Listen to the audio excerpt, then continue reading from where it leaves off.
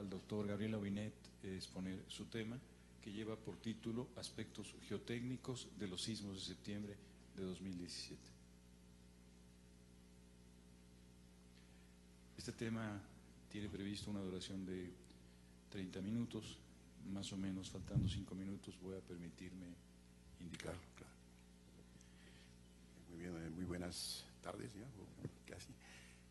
Entonces voy a hablar de algunos aspectos geotécnicos de los sismos de septiembre, pero con una referencia constante a los sismos de 85, porque el sismo de 85 constituye la base de todo lo que hemos considerado que se debe tomar en cuenta, y en particular todo lo que se ha transcrito en las normas técnicas complementarias para diseño y construcción de cimentaciones en el Valle de México. Entonces la pregunta sería, con esos nuevos sismos, ¿hay motivos para modificar las normas?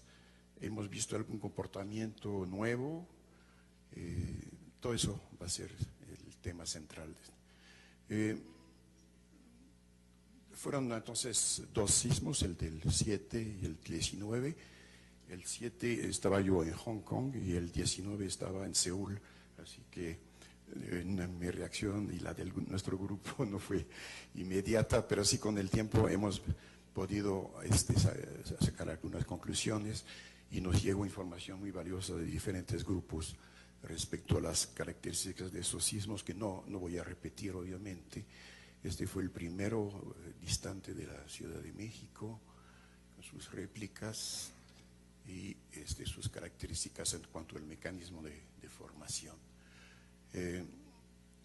Sí nos han llegado bastante información sobre los daños en diferentes sitios asociados con este sismo, y revisando, algunos sí corresponden a aspectos geotécnicos. Por ejemplo, vemos aquí un terraplén de acceso a un puente que se agrietó considerablemente y que merecería un análisis, saber si se trata de un terraplén cementado, desplantado, quiere decir, sobre materiales deformables, pero pues yo creo que eso sería tema de un estudio muy específico.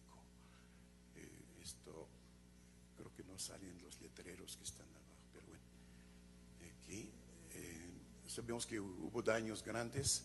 Este caso y otros que hemos visto nos llevan sobre todo a la conclusión siguiente. Fuera de la Ciudad de México hay muchas ciudades donde el peligro sísmico no necesariamente ha aumentado, pero el riesgo sí ha aumentado.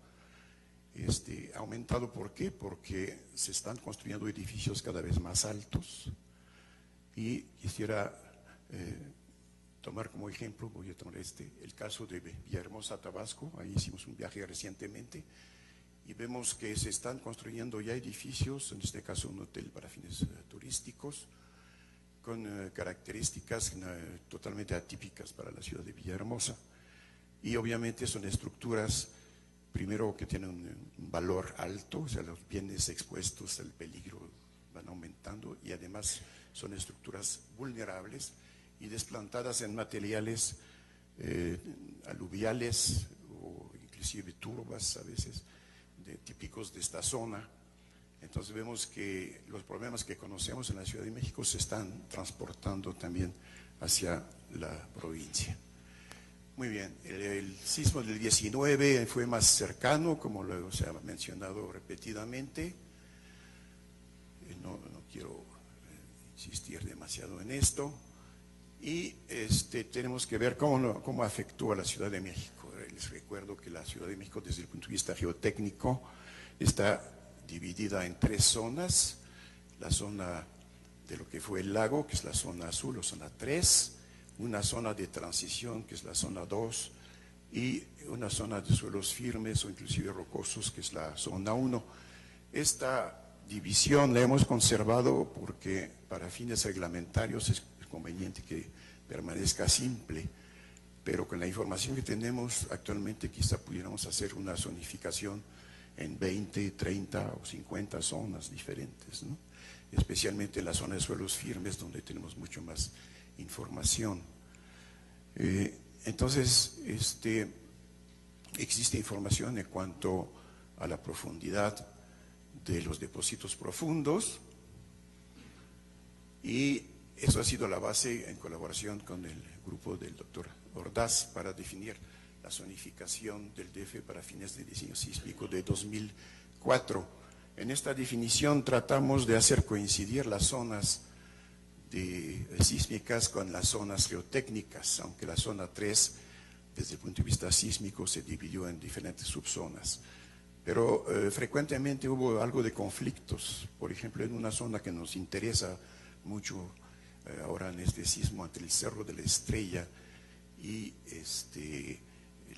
la orilla de poniente del lago, ahí hay una zona ashurada donde no nos pudimos poner de acuerdo porque los periodos encontrados no coinciden con las profundidades que tenemos nosotros de los materiales resistentes. Son puntos, son zonas que merecen una gran investigación, sobre todo que, como lo vamos a ver, corresponden precisamente a esta zona un poco muy misteriosa de Culhuacán, donde se registraron las aceleraciones máximas.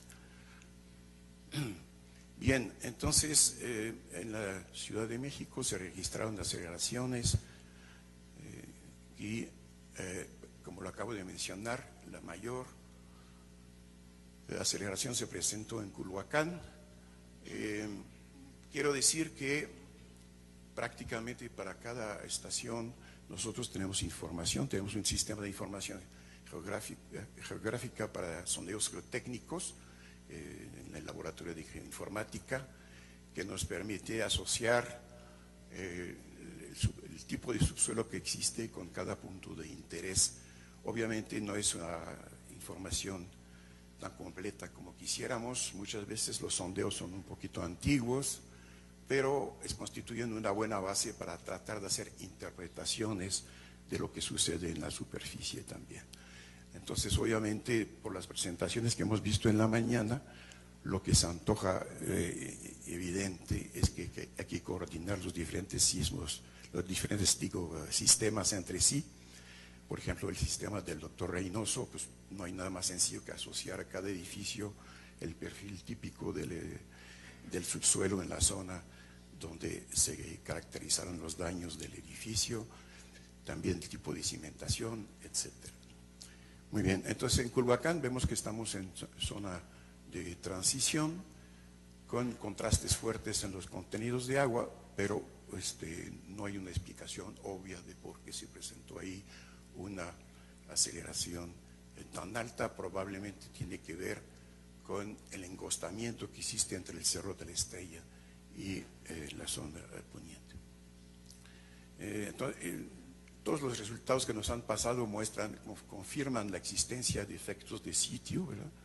O sea, el sismo parece que sus efectos superficiales se asocian precisamente con el tipo de suelo y sus espesores superficiales, no como se ha mencionado repetidamente con el graben a 2.500 metros de profundidad y las grietas inferidas que existen en la zona de daños. Eso nos dejó a nosotros muy pensativos. Hay un artículo que hicimos con el doctor Reséndiz al respecto.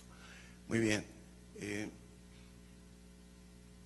Lo que se mencionó mucho en diferentes publicaciones es la diferencia entre los efectos de respuesta de 85 y de 2017.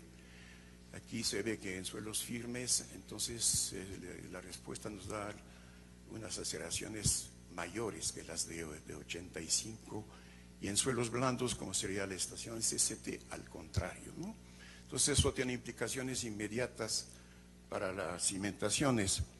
En los suelos blandos tenemos cimentaciones profundas, generalmente zonas donde tenemos más de cerca de 30 metros de arcilla, y vemos que en este caso las aceleraciones correspondientes a un periodo, digamos, de 2 segundos, pues son relativamente bajas. O sea, sabemos que nuestros edificios, los que habían sido tan afectados en 85, en este caso no fueron tan solicitados debido a que las aceleraciones no fueran tan importantes. Si las aceleraciones no son importantes para estos edificios, entonces también los momentos de volteo son francamente menores, y esto explica que no hayamos observado prácticamente ninguna falla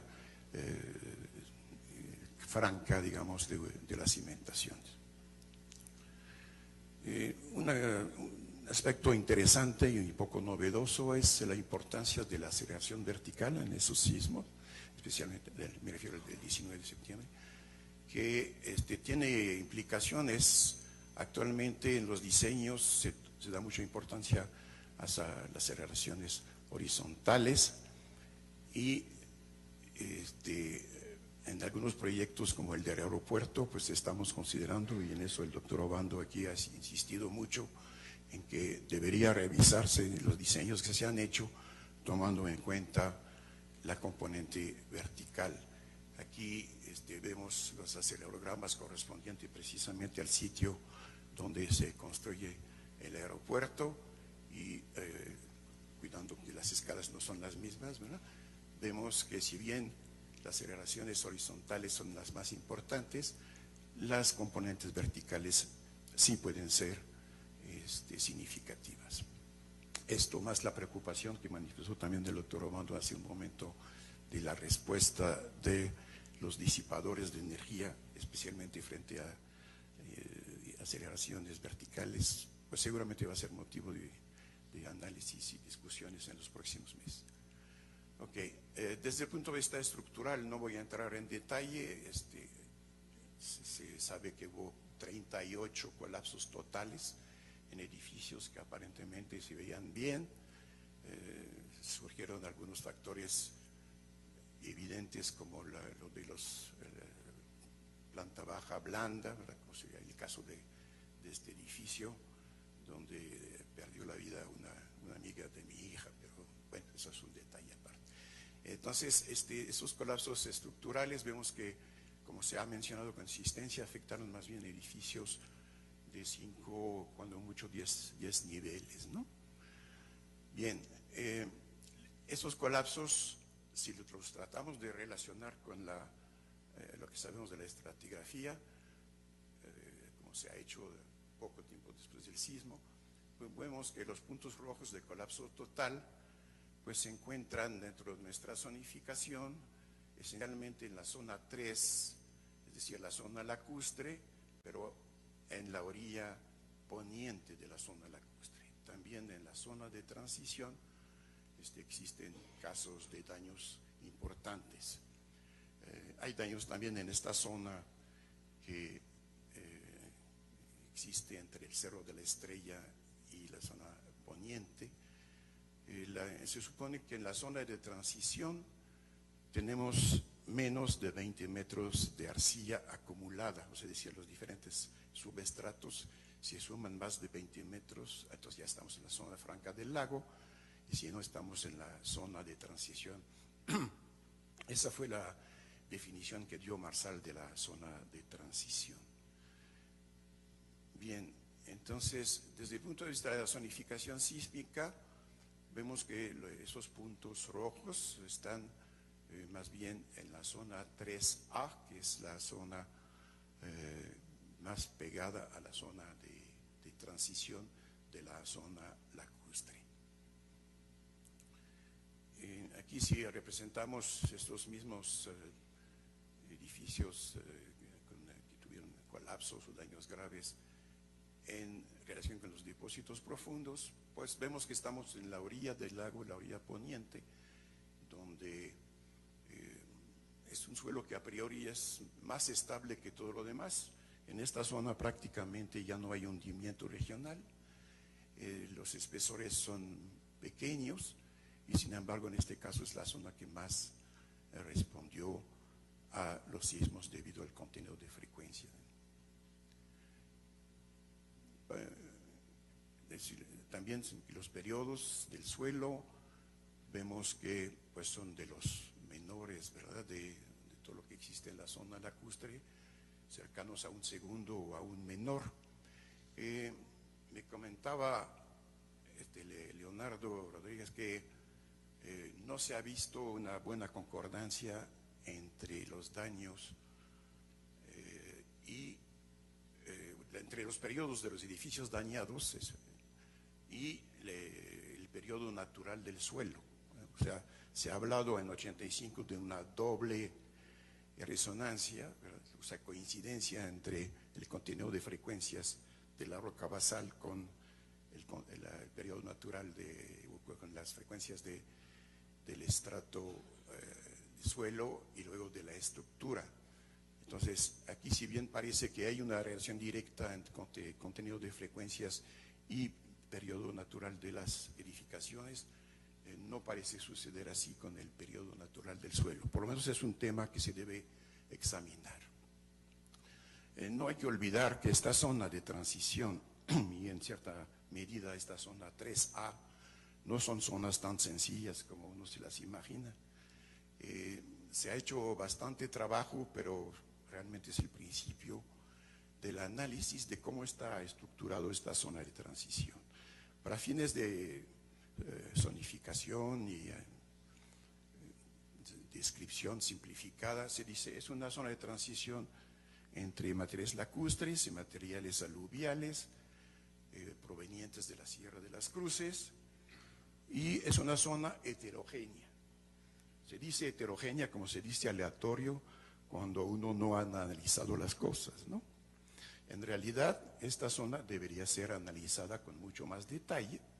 Existe un gran número de sondeos y deberíamos analizar, por ejemplo, lo que nos señalan los geólogos, es decir, la existencia, por ejemplo, en esta zona de transición y un poco en la zona del lago, de esos abanicos aluviales correspondientes a los diferentes ríos que llegaban del poniente y que formaron zonas deltaicas con materiales frecuentemente gruesos.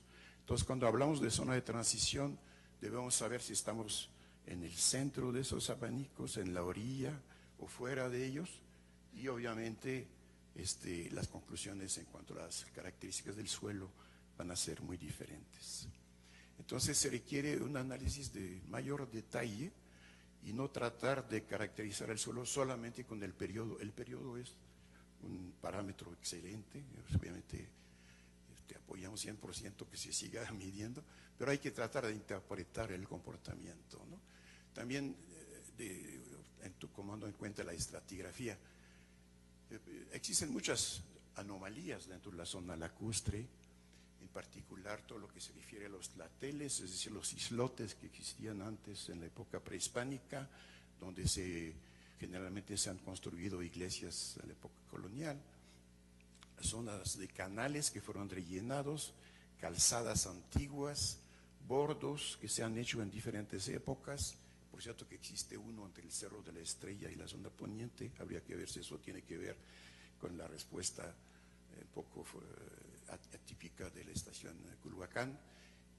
También existen las chinampas, ¿no?, en Xochimilco, en otras zonas cerca de Iztapalapa, que modifican considerablemente las características del suelo en la parte más superficial.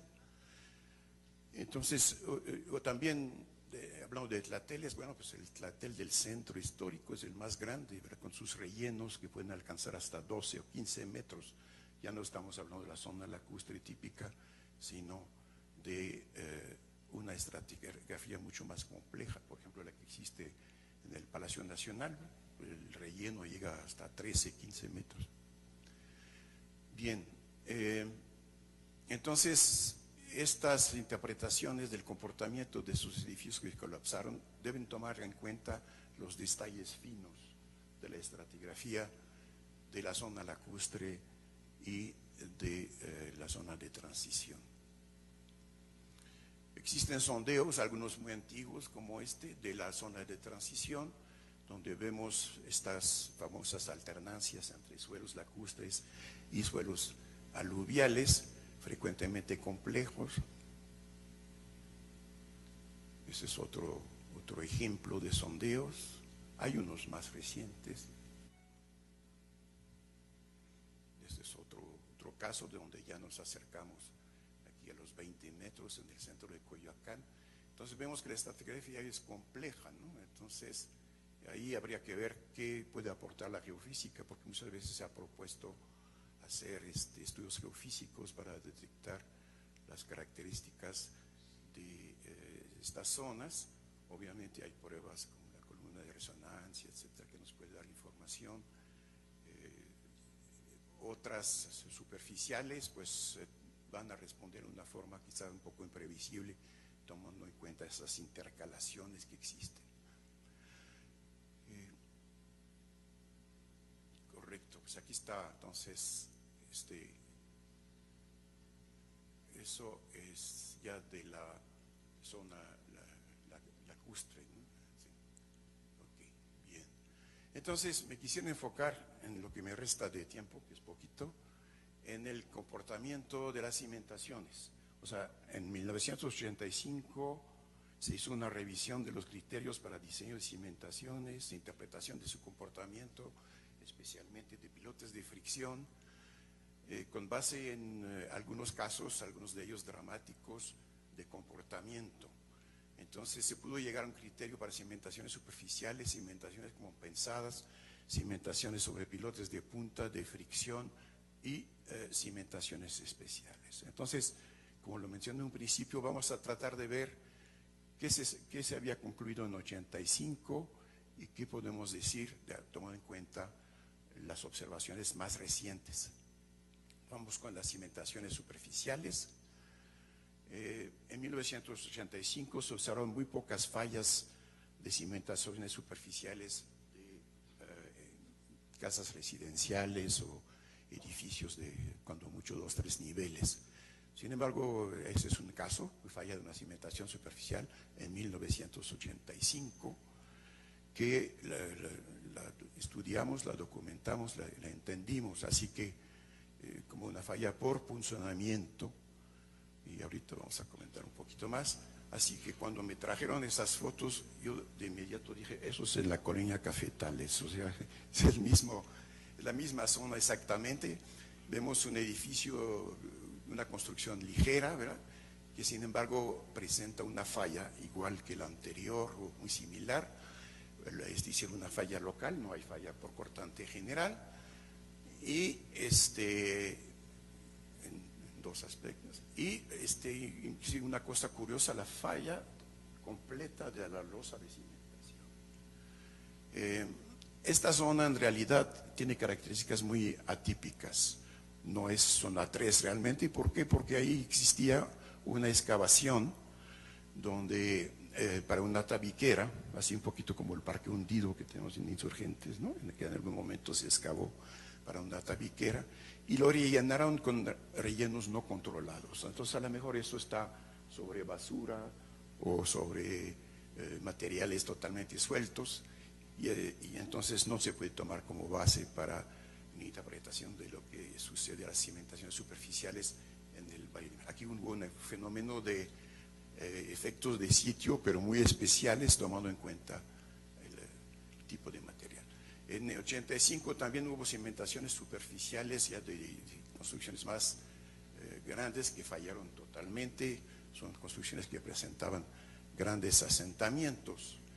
De este caso y de algunos semejantes fue de donde se sacaron los criterios que están en el reglamento de construcciones. Entendimos mucho mejor cuál era el peligro de falla de este tipo de cimentación. En este caso se trata de una falla de una cimentación superficial por corte general. Vemos el gran volumen de material desplazado a lo largo de la cimentación, y entonces eso nos permitió estudiar qué tan aplicables son los criterios de falla que están en el reglamento o están en la literatura. El criterio usual y que hemos dejado todavía en el reglamento de las normas técnicas complementarias recientes es el de Meyerhoff, es decir, que en presencia de una excentricidad asociada con el sismo, es decir, una fuerza normal excéntrica debido al momento de volteo más una fuerza de cortante, entonces podemos tener un mecanismo de este tipo que nos lleva a considerar un ancho efectivo igual a B menos 2E, donde E es la excentricidad. Este problema fue reanalizado en los años que siguieron, 1985, entre 85 y 90, usando por el profesor Salançon, que fue nada menos que el presidente de la Academia de Ciencias de Francia en algún momento, y que reinterpretó aquí con nosotros lo que había sucedido con algunos edificios. De acuerdo con los métodos analíticos que él propuso, basados en la estoplasticidad, teorema del límite superior, límite inferior, etc., él definió algunos mecanismos críticos, unos de corte general, como lo vemos en la parte superior, y otros más locales, con el comportamiento de falla a lo largo de una superficie casi cilíndrica. Nos quedan 5 minutos, doctor. Sin embargo, se vio que el más crítico era de falla general. Eso coincide muy bien entonces con la observación que tuvimos en 85 de este edificio superficial. Entonces existe un método para calcular capacidad de carga basado en este método, pero que resulta un poco demasiado complejo para el reglamento, pero que debe tomarse muy en cuenta. Muy bien, si nos vamos al elemento finito, simulación muy sencilla, el elemento finito nos da exactamente los mismos mecanismos propuestos por Salançon, es decir, dos mecanismos posibles, uno de falla por corte general con un ancho reducido a la cimentación y otro circular. En el caso de cimentaciones compensadas, las cimentaciones sobrecompensadas tienden a emerger, véanse el metro, los pasos a desnivel de Tlalpan, etc.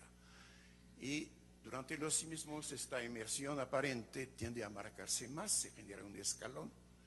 Entonces, 2017 volvemos al mismo sitio y vemos que, bueno, se ha estabilizado un poquito la cosa, porque esta remodelación es muy reciente, pero es exactamente el mismo lugar, y vemos que sí, de todos modos, se separó un poquito, hubo un incremento de emersión aparente en este mismo sitio, entonces se confirma esta tendencia.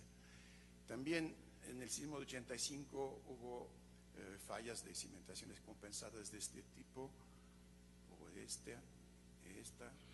esta, y la interpretación ya con un cajón de cimentación, ya no tan superficial, nos lleva a que desaparece el mecanismo de falla por corte general y se queda exclusivamente este mecanismo local que vemos aquí, que efectivamente es el que observamos en esos edificios. O sea, no hay desplazamiento grande de suelo, no son los bigotes famosos de Terzaghi, ¿verdad?, sino que tenemos un mecanismo diferente. Esto, con los datos de 2017 no lo hemos podido verificar, porque afortunadamente no ha habido fallas de edificios compensados o superficiales, debido a que los momentos de volteo se mantuvieron en valores bajos. Pilotes de punta, ustedes saben que el problema de los pilotes de punta es la gran inmersión que tienden a presentar, inmersión aparente obviamente, de las construcciones. Aquí tenemos la latinoamericana, por ejemplo, que durante muchos años se presentó como un ejemplo de que no necesariamente tenía que haber inmersión, pero que últimamente está emergiendo muchísimo porque ya se consolidó el segundo estrato en la formación arcillosa inferior, que está debajo de la capa dura. Entonces, edificios, ¿cómo se comportan? Pues se marca más la emersión, ¿no? Eso fue lo que se observó en 85 y lo volvemos a observar ahora en 2017, como en el caso de este edificio en la avenida Juárez, que perteneció en algún momento a Pemex, está ahora medio abandonado, pero sigue emergiendo y se marca más la emersión durante los sismos. Eso lo vemos también en la colonia Condesa, algunos edificios sobre pilotes de punta aprovechan el sismo para emerger más, es decir, que el suelo aprovecha más bien para bajar en forma brusca, y eso nos genera unas oquedades debajo de las losas de cimentación que son bastante peligrosas porque los pilotes quedan sin confinamiento. O sea, incremento de inmersión aparente en todos los edificios sobre pilotes de punta. Aquí vemos un caso donde ya había cierta inmersión, se ve la junta que se había hecho y se aumentó, ¿no? También posibilidad de falla de pilotes. Esto se vio en algunos casos como estos, voy un poco rápido, donde el edificio sobre pilotes de punta tuvieron tuvieran falla estructural de pilotes. No nos han reportado para 2017 ninguna falla de este tipo, nuevamente por esta misma razón de que los momentos de volteo son pequeños. Pero se imaginan una fuerza cortante en pilotes de este tipo. Sí hemos tenido informes, por ejemplo, sobre esta situación que todo el mundo conoce en la Terminal 2, donde se formó un escalón, pero es por una compatibilidad, digamos, de comportamiento entre el edificio sobre pilotes de punta y la rampa que está sobre pilotes de fricción. Okay. En cuanto a pilotes de fricción, que es un tema un poco complejo, porque se pueden usar como reductores de asentamientos o como sistema principal de cimentación, pues sabemos que se puede presentar falla similar a la que se observa en cimentaciones compensadas, fallas locales, como esta que se presentó de forma aparatosa. Afortunadamente no hemos tenido nada que se pareciera a esto, y entonces los criterios para el cálculo de capacidad de carga en las normas técnicas complementarias consideramos que no deben cambiar. A veces sí nos hemos acercado en 2017 a una falla local. Tenemos prácticamente único caso de un edificio bastante esbelto donde se ve un inicio de falla local. En cuanto a cimentaciones especiales, algunos pilotes de control que habíamos visto que en 85 tendían a inclinarse o inclusive dañarse totalmente, pues nuevamente esos pilotes de control se manifestó su vulnerabilidad y a través de volcamiento o sobrecarga de los sistemas. Cimentaciones abandonadas, después del sismo 85, pues muchas de ellas se quedaron y empezaron a emerger. Entonces, hay que conocer toda la historia, por eso hay que documentar muy bien las cosas. Por ejemplo, estamos aquí en la esquina de la calle de Medellín con Insurgentes y los dueños de esta pizzería deben decir cuál es el dragón que está ahí abajo o qué pasa con el suelo en esta zona. Bueno, esta esquina la conocemos muy bien. Es un edificio que falló por un mecanismo que, por cierto, que desplazamiento lateral del edificio, o sea, falló debido a la fuerza de cortante. El edificio, por cierto, que ahí estaba González Flores, este edificio que ahí tenía sus oficinas, fue demolido, pero quedaron enterrados los pilotes. Entonces, es una cimentación abandonada que se manifiesta de vez en cuando, especialmente durante los sismos. Ok, muy bien. Manifestaciones superficiales, como sí ha habido, hemos visto muchas caídas de barda, eso es importante para las escuelas. Generalmente las bardas están mal diseñadas, con un sistema de cimentación inadecuado, y eso va a ser parte de un tema de investigación que tenemos con el INIFED para evaluar la seguridad de las escuelas que están en el Valle de México. También otros fenómenos superficiales como estos. Un tema que rápidamente es un tema que merecería una conferencia de mucho tiempo, es el del agrietamiento. Como lo mencioné en un principio, hubo muchas confusiones, a veces por la interpretación más bien de la prensa o de los entrevistadores, que tendían a atribuir a las grietas los colapsos de los edificios o los daños. Esto ha sido prácticamente inexistente.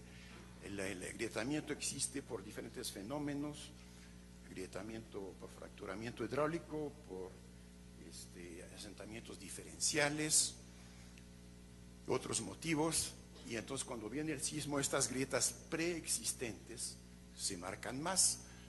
Esta es una grieta, por ejemplo, típica de Tláhuac, que se asocia con una estratigrafía anómala, ¿verdad? Que tenemos capas de tobas en la parte superior que no pueden seguir el hundimiento regional y entonces se fracturan. Esto es lo típico en todo lo que se ha mencionado de Tláhuac, la Colonia del Mar, etc. Son mecanismos perfectamente entendidos, zonificados. Existe un sistema de información geográfica con la ubicación de las grietas, inclusive se ha seguido su evolución. Por eso nos pareció totalmente fuera de lugar que se haya de repente descubierto que existían grietas en esta zona. Es un problema que tiene, o sea, se ha estado estudiando por lo menos durante 50 años, ¿no? Y se presenta en las zonas de transición abrupta, principalmente en cuanto a las grietas con escalón. Las grietas por fracturamiento hidráulico se presentan también en Texcoco, en otras zonas. Eso está perfectamente zonificado por el maestro Edgar Méndez. También tenemos el Valle de Toluca, por cierto. Ahora, las grietas inferidas en la zona poniente nosotros no las conocemos. Entonces, convendría sentarse con los que tienen otras interpretaciones para llegar a conclusiones más sensatas en cuanto a la importancia de las grietas. Ok, muy bien. Durante el sismo efectivamente se marcan más, eso nadie, pero son grietas que ya conocidas y que no surgieron a raíz de eso, excepto algunas como estas, pues es un defecto de compactación y problemas de erosión de unas tuberías. En Xochimilco, en las Chinampas, pues la parte superior, que es muy orgánica, ¿verdad? Son los jardines flotantes, pues esta parte se vio muy sensible a las ondas superficiales, me imagino, y entonces sí se presentaron grietas nuevas, o sea, sí ha habido grietas nuevas por el sismo, pero son muy pocas. Correcto. Entonces, como les mencionaba, tenemos este proyecto con el INIFED de estudiar las principales escuelas, ver que algunas de ellas han sufrido agrietamiento, como lo vemos en este caso, y la idea es hacer un atlas de riesgos para las escuelas que contenga toda la información en cuanto a la información estratigráfica que conocemos, características de las grietas próximas, de la misma estructura, etcétera, para tener un diagnóstico en cuanto a las escuelas que presentan un riesgo.